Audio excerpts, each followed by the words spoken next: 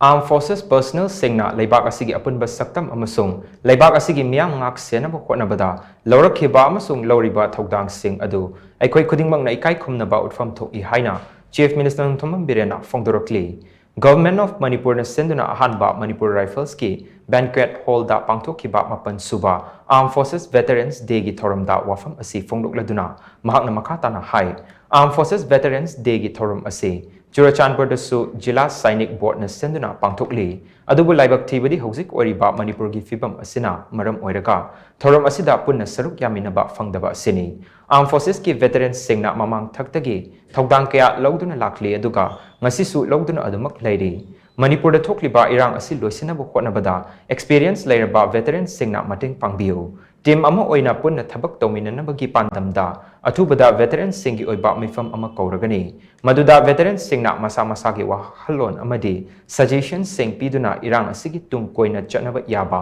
warisin puraknaba hotnaminasi hainasu mahakna makhatana phongdokhi ngasigi thorom aduda Rajya Sabhagi member Ningthau Sanazauba Lesemba Forest and Environment Minister Thongam Biswajit IPR Minister Dr. Sapam Ranjan CAF and PD Minister L. Susindro Yauna Tongan Ba Minister Amasung MLA Kiasu Saruk Yaki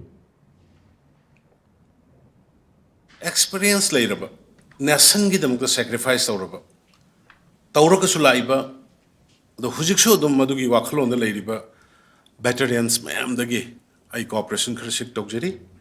lairiba hujigi Manipur sha koi let us join together state ki interest ta koi zati gi nation gi interest ta aduga Manipur gi lairiba mayoron dagi lairaba indigenous population gi interest ta ai mayam dagi mateng nijari peace Khumnaba Hotnabada peace Khumnaba Hotnabada ai athubada meeting amasu kokjarke mayam dagi suggestion advice logjage aduga mayam nasu contribution hanasu tawiri tamo LN Singh hoi tamo